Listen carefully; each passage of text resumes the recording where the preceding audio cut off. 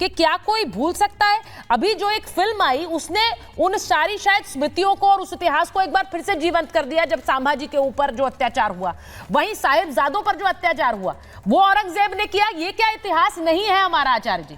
ये इतिहास है। और फिर अगर कोई उस व्यक्ति को महान बताता रहे तो क्या वो जख्म कुरेदना जैसा नहीं है?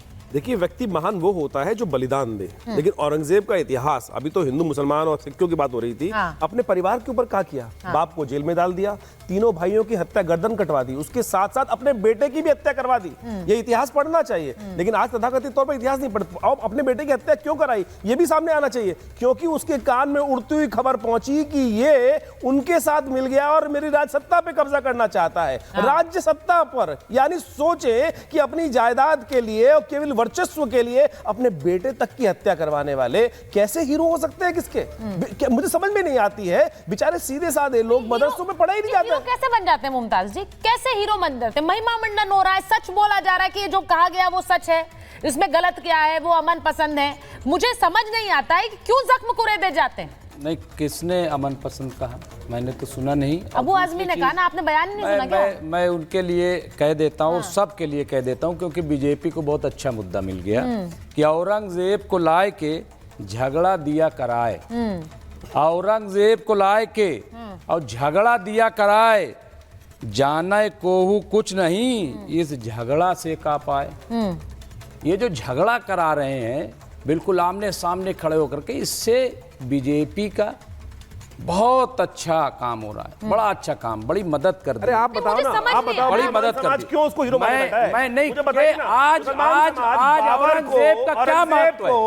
आज औरंगजेब का क्या महत्व है? हिमायती बनाए बैठे हो। नहीं, कोई हिमायती नहीं बनाए, क्या महत्व है? मैं कह रहा हूँ कि आज के हुक्मरानों के बारे में बात हो, अभिशाप, मैं बार बार कह रहा हूँ कि आज के जो हुक्मरान है उसकी बात हो। आप तथाकथित तौर पर मैं कह रहा हूँ औरंगजेब आज आवश्यकता है कि औरंगजेब समझो और ऐसे लोगों को बिल्कुल, लेकिन आज के इतिहास को उनके बारे में आज इतिहास के अंदर वास्तविक सत्य लाने का प्रयास के बारे में कौन बात बताइए ना। अभी एक व्यक्ति ने बोला कॉरिडोर बनाने के लिए 300 मंदिर तोड़े गए, और मैं कह रहा हूँ भाई आज तक अरे भाई गंगा जमुना साफ नहीं की जा सकी। कौन जिम्मेदार है? किसकी सरकार है? आप बताइए। गए हो क्या? इस पर बात हो। एक आप गए हो क्या? मिनट, गंगा अरे 70 करोड़ आदमी साइकिल 70 करोड़ आदमी खूब स्नान कर गए। आप चल के मतलब एक मिनट नहीं, मैं आज के हुक्मरान की बात कर रहा हूँ। चलिए, गंगा जमुना आप बताइए क्यों आज तक साफ नहीं हो पाई? नमामि गंगे बना, 50,000 करोड़ रुपया खर्च हो गया, कौन जिम्मेदार है? और आ जाइए, मैं कह रहा हूं कि आज तक हमारी जो गाय माता हैं उनको राष्ट्रीय गाय माता या राष्ट्रीय पशु क्यों नहीं बनाया गया? और आ जाइए, यूपी में स्लॉटर हाउस चल रहे बड़े पैमाने पे, नंद किशोर गुर्जर ने कहा इसका जिम्मेदार कौन है? बंद करो स्लॉटर हाउस, मैं कह रहा हूं बंद करो, उखाड़ के फेंक दो औरंगजेब की कब्र को, लेकिन स्लॉटर हाउस नहीं रहना चाहिए पूरे देश में। और गाय माता को और सनातन बोर्ड का इतना, एक मिनट मुझे दिल की बात निकालने नहीं दीजिए। सनातन बोर्ड के लिए इतना हंगामा मचाया आचार्य जी ने, सबने। क्या हुआ सनातन बोर्ड का? बनाओ सनातन बोर्ड, क्यों नहीं बना रहे हो? और उखाड़ के फेंको औरंगजेब की कब्र को। नहीं, अच्छा, ये बड़ी बात है भाई। मुमताज आलम रिजवी स्टूडियो में बैठकर कह रहे हैं कि उखाड़ कर फेंक दो औरंगजेब की। और दिल न भरे तो ताजमहल उखाड़ के फेंको, मैं कह रहा हूँ। अच्छा, एक तो तमाम निशानी। अच्छा, एक मिनट औरंगजेब की कब्र उखाड़ कर फेंक दो। कह रहा हूँ, सही बात कह रहा हूँ। मुझे ओम जी उपाध्याय के पास जाना है, मुझे हाजी साहब के पास जाना है। एक मिनट रुकिए, हाजी साहब के पास जाना है, ओम जी के पास जाना है। एक सेकंड, मैं हाजी साहब के पास जा रही हूँ। हाजी साहब, आपने सुन लिया क्या कह रहे हैं मुमताज जी? वो ये कह रहे हैं कि उखाड़ कर फेंक दो औरंगजेब की कब्र, उसकी जरूरत नहीं है, वो आक्रांता था, वो क्रूर था, इस पर सियासत नहीं होनी चाहिए। आपका क्या मत है? आक्रांता था, क्रूर था, उसके नाम ले लेकर बार बार क्यों सियासतदान जख्म कुरेदते? देखिए, फ्रीडम ऑफ स्पीच में आता है, आप अपनी बात कोई भी कुछ भी कह सकता है। अगर ये बात अगर अभी हमारे मुमताज भाई ने कह दिया कि उनकी कब्र को उखाड़ दो, तो इस पर तो कोई वाहवाही नहीं होगी, ना ये चर्चा बनेगी। मगर जो हिंदू भाई हैं हमारे, अगर अबू असीम आजमी ने अगर उनका नाम ले दिया औरंगजेब का, तो पूरा हंगामा कट गया पूरे देश में। और भाजपा सड़कों पर आ गई, मीडिया में आ गई, लगातार उन निशाना बनाने का काम मुगलों को मुझे आज एक के बात समझ मुसलमान नहीं आ से रही, जोड़कर आप भी देखने यही की बोल बात रहे हैं, करते हैं। मुमताज जी भी ये बोल रहे हैं, बयान दे रहे हैं सपा के नेता, लेकिन मुद्दा बना रही है बीजेपी। बयान अगर ऐसा देना ही नहीं चाहिए था, जिससे आप अगर खुद प्लेइंग फील्ड दे रहे हैं, अगर आपके शब्दों में कहूं, बयान तो अबू आजमी दे रहे हैं ना, बीजेपी का कोई नेता थोड़ी दे रहा है। देखिए मैडम, उन्होंने बयान दिया तो बयान तो बहुत सारे लोग हैं जो लगातार सही था बयान बयान जो करते दिया, रहते हैं, जो सही था। मुसलमानों का सामाजिक बहिष्कार की बात करते हैं। अभी आपने शाहनवाज हुसैन का सुनाया, वो कह रहे थे कि औरंगजेब की नाम की टी शर्ट पहन लेनी चाहिए। तो मैं कह रहा हूँ नाथूराम गोडसे और सावरकर के नाम की बीजेपी और जो उनकी आइडियोलॉजी को मानते हैं, उन लोगों को अपने माथे पर नाम लिखवा लेना चाहिए, उन लोगों का, दोनों जनों का।